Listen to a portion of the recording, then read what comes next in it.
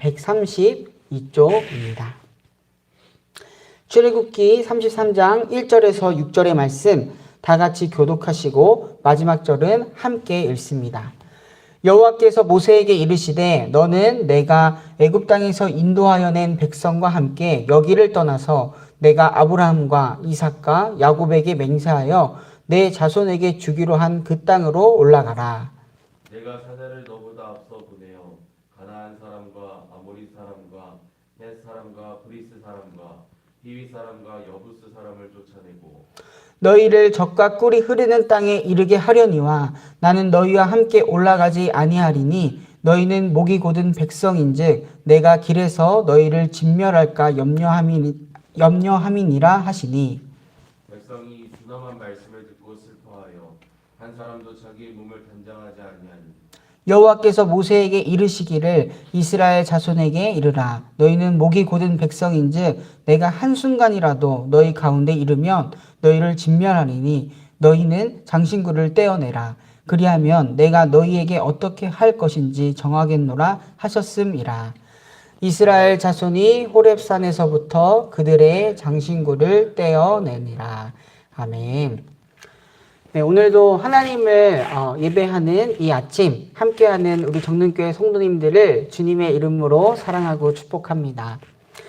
사랑장으로 유명한 고린도전서 13장에서 사랑에 대해서 표현할 때 가장 먼저 언급되는 것이 무엇인지 아시나요? 고린도전서 13장 4절의 말씀입니다.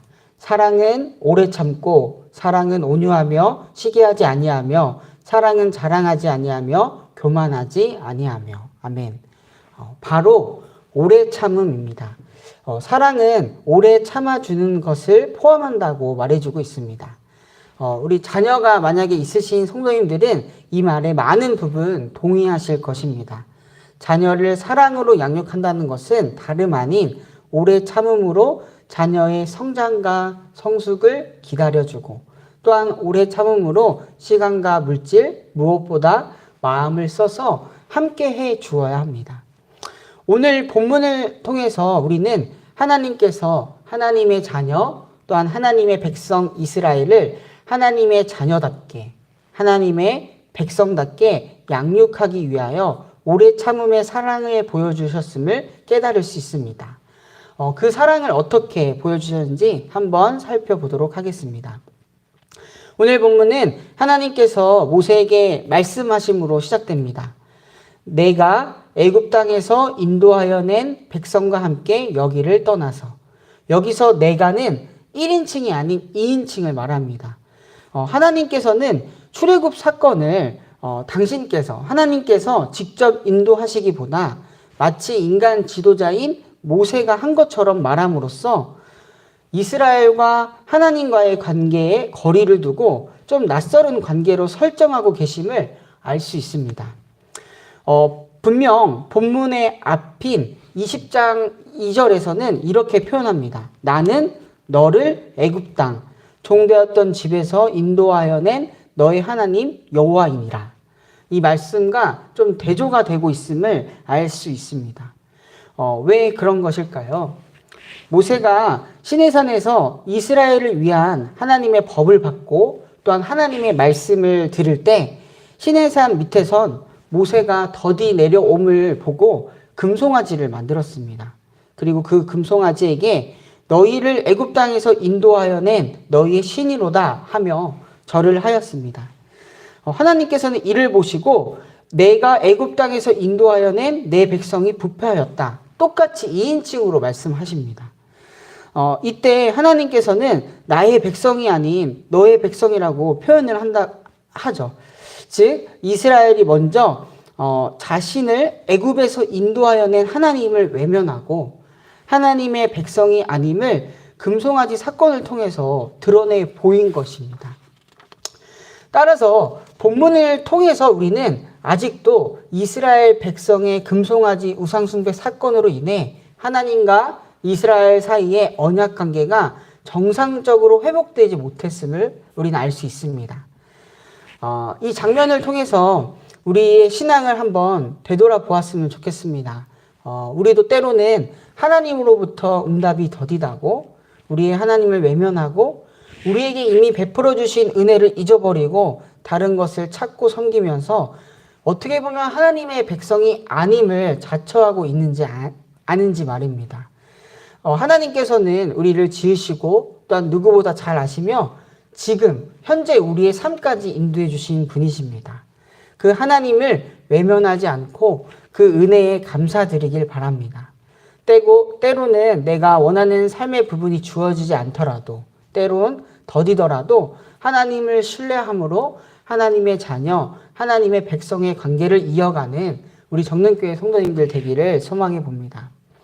금송아지를 만들어 절하는 이스라엘임에도 불구하고 하나님께서는 시내선을 떠나 아브라함과 이삭과 야곱에게 맹세하고 그들에게 자손에게 주겠다고 약속한 그 땅으로 올라가라 명령하십니다.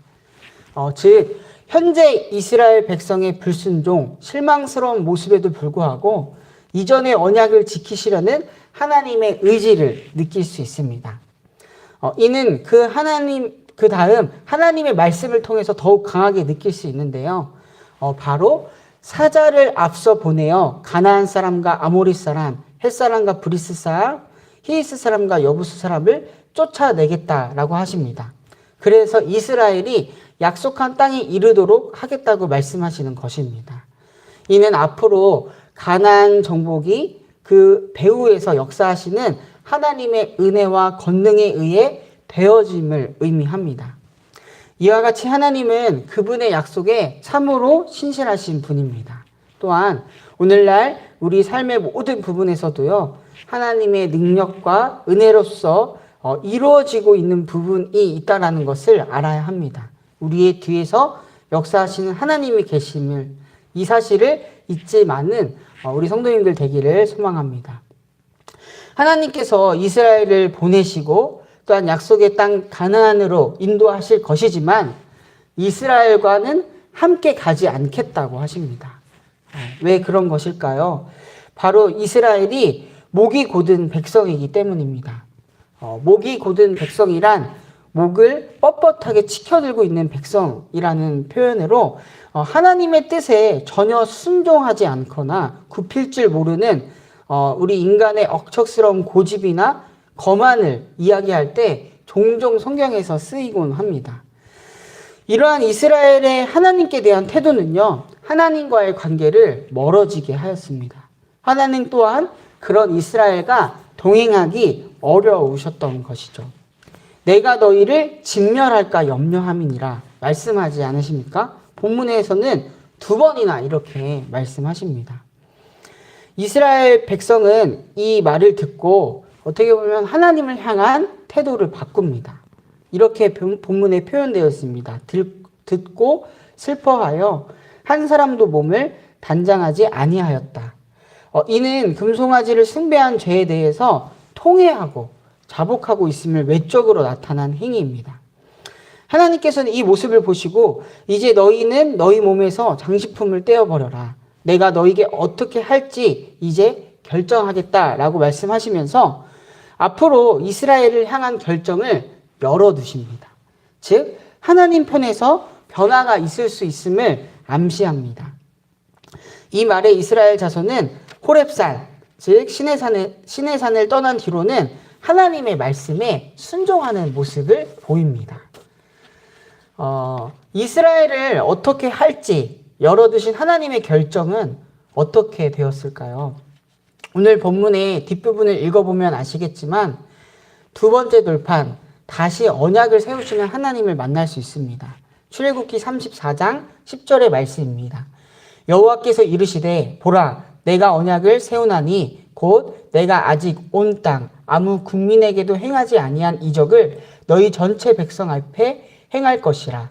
내가 머무는 나라 백성이 다 여호와의 행하심을 보리니. 아멘.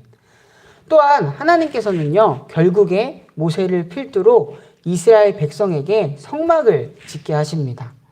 이스라엘 백성도 이 과정을 통해서 변화하죠. 이전에는 금송아지를 만들기 위하여 가지고 있던 금과 장신구를 내놓았다면 이제는 하나님을 예배하는 곳 성막을 만들기 위하여 내놓습니다. 그리고 성막이 다 건축된 후 이스라엘과 함께 가지 않겠다고 하신 하나님께서는요, 성막을 통해서 임재하셔서 그들의 삶의 항복판에 그들과 함께 이스라엘이 갈 길을 인도해 주시는 것을 우리는 볼 수 있습니다. 출애굽기서의 마지막인 40장 38절의 말씀입니다. 낮에는 여호와의 구름이 성막 위에 있고 밤에는 불이 그 구름 위에 있음을 이스라엘 온 족속이 그 모든 행진하는 길에서 그들의 눈으로 보았더라. 아멘. 하나님을 향하여 부패하고 목이 곧은 백성이지만 기회를 주시는 하나님, 또한 오래 참으시는 하나님을 우리는 만날 수 있습니다. 그래서 이스라엘 백성을 보다 하나님의 자녀답게, 하나님의 백성답게 이끄시는 하나님을 우리는 만날 수 있습니다. 오늘도 그 오래 참으시는 하나님께서 우리의 삶과 또한 우리의 자녀들, 이웃들과 함께하고 계십니다. 그 은혜를 잊지 않고 있는 자리에서 하나님을 신뢰함으로 하나님의 자녀답게, 하나님의 백성답게 살아가는 우리가 되기를 소망합니다. 또한 오늘 본문뿐만이 아니라 신약 성서의 바울은요, 자신에 대한 하나님의 오래 참음의 은혜를 다음과 같이 말해주는데요. 디모데전서 1장 16절의 말씀입니다. 그러나 내가 긍휼을 입은 까닭은 예수 그리스도께서 내게 먼저 일체 오래 참으심을 보이사 후에 주를 믿어 영생 얻는 자들에게 본이 되게 하려 하심이라. 아멘. 사순절기를 또한 보내고 있습니다. 우리를 향하여서 오래 참으신 하나님의 사랑이 우리가 영생을 얻는 자로서 살게 하심을 깊이 묵상하면서요, 이 기간 보다 그리스도인답게 살아가는 우리가 되기를 소망합니다. 오래 참으시는 그 하나님의 사랑, 오늘도 우리 사랑하는 성도님들과 함께합니다. 제가 기도하고 말씀 마치도록 하겠습니다. 오늘 우리를 향하여 오래 참음의 사랑을 보여주신 주님, 그 은혜에 감사드립니다. 지난 우리의 신앙생활을 되돌아볼 때 하나님께 목이 곧은 자로서 지내진 않았는지, 하나님의 은혜를 잊고 다른 것을 구하며 살진 않았는지 되돌아봅니다. 주님, 우리를 긍휼히 여기셔서 그 사랑과 은혜를 더 깊이 깨닫는 우리가 되게 하소서. 하나님의 오래 참으신 사랑이 있기에 오늘 우리는 보다 하나님의 자녀답게, 보다 하나님의 백성답게, 그리고 보다 그리스도인답게 살아가고 있음을 고백합니다. 우리 또한 그 사랑을 본받아 우리에게 주어진 삶의 자리, 또한 관계에서 오래 참음으로써 우리의 가정, 직장, 이웃의 관계에서 그리스도의 사랑의, 그리스도의 생명을 피울 수 있는 은혜를 허락해 주시옵소서. 하나님, 신종 변이 바이러스는 좀처럼 줄어들고 있지 않습니다. 이제 주변을 보면 많은 이들이 바이러스로 인하여 힘들어하고 아파합니다. 하나님의 회복의 은혜가 있기를 간절히 기도합니다. 우리를 긍휼히 여기셔서 무엇보다 이 기간 하나님의 뜻을 묻는 겸손한 우리가 되게 하시고, 이 가운데서도 함께해 주시고 보호해 주시는 하나님을 경험하는 우리가 되게 하소서. 세계와 열방을 위하여 중보합니다. 여전히 곳곳에 혼란과 불안, 두려움이 있는 이들이 있습니다. 특별히 저 멀리 우크라이나 땅에는 아직도 전쟁이 그치지 않고 있습니다. 평화의 왕이신 주님, 그 땅에 하루속히 전쟁이 그치어 무고한 희생이 더 이상 없기를 간절히 기도합니다. 하나님께서 그 땅을 기억하시고 그들의 피난처가 되어 주시옵소서. 그 땅을 긍휼히 여겨 주시옵소서. 또한 이 시간 몸과 마음 영혼이 아픈 환우들을 위하여 중보합니다. 환우들에게 하나님의 치유와 회복의 은혜가 있기를 원합니다. 더욱 하나님 바라보게 하시고 하나님의 도움을 구하는 믿음을 주시옵소서. 어떠한 상황에서도 함께 하시는 하나님의 은혜를 기억하고 잘 견디도록 힘을 더하여 주시옵소서. 이 시간 각자의 기도의 제목을 가지고 하나님께 나아갑니다. 우리의 기도를 들으시고 응답하시는 하나님을 경험하는 시간, 더 크고 깊으신 하나님의 뜻을 발견하는 시간 되도록 은혜 내려 주시옵소서. 이 모든 말씀 지금도 우리와 함께 하시는 우리 구주 예수 그리스도의 이름으로 간절히 기도드립니다. 아멘. 하늘에 계신 우리